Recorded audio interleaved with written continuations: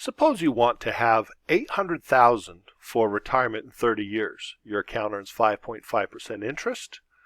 We'd have to assume that that's for 30 years that you can continue to get that for this formula to be accurate. How much would you need to deposit in the account each month?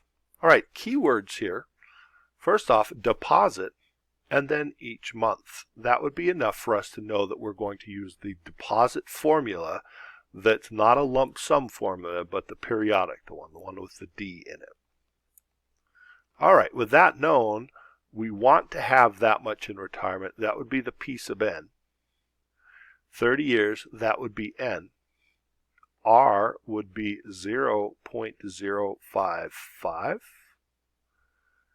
And then the K value is pulled from how often you make the deposit. K equals 12.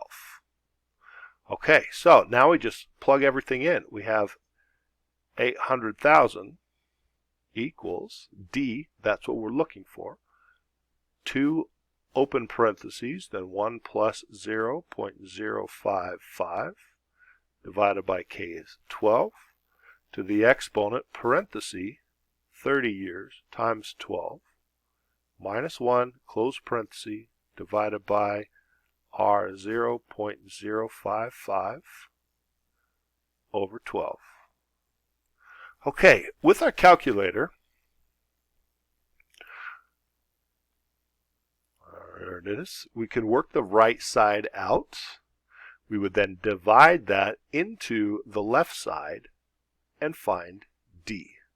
So, double open 1 plus 0.055 divided by 12, close parenthesis, exponent, open parenthesis, 30 times 12, close parenthesis, minus 1, close parenthesis, divided by, open parenthesis, 0.055 divided by 12, close parenthesis.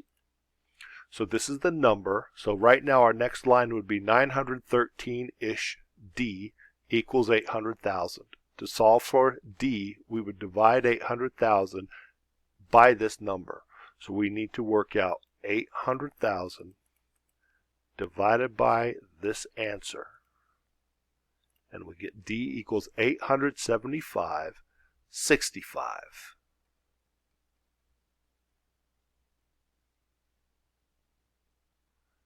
Dollar sign there.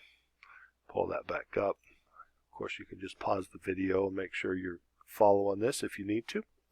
At the end of 30 years, how much total interest will you have earned? Well, first off, we can figure out how much we saved.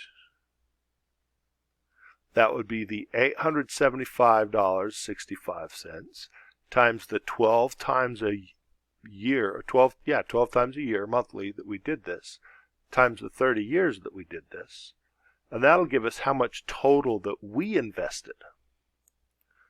We do need to go with the actual $875.65 because it's not possible for us to invest partial amounts of pennies. So this is the true value that we could actually send in on a monthly basis times 12 for 30 years times 30. $315,234. That's how much money we actually sent into the bank or to this investment, whatever it is. The interest, the larger number here is the 800,000. That's how much we actually have in the bank in 30 years. If we subtract how much we put in the bank, then we will work out how much interest the bank put in there for us. So this would be 800,000 minus that answer, giving us $484,766.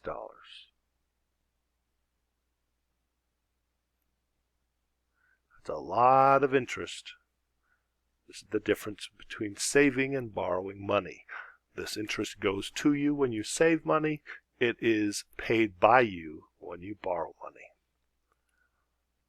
All right, I hope this helps.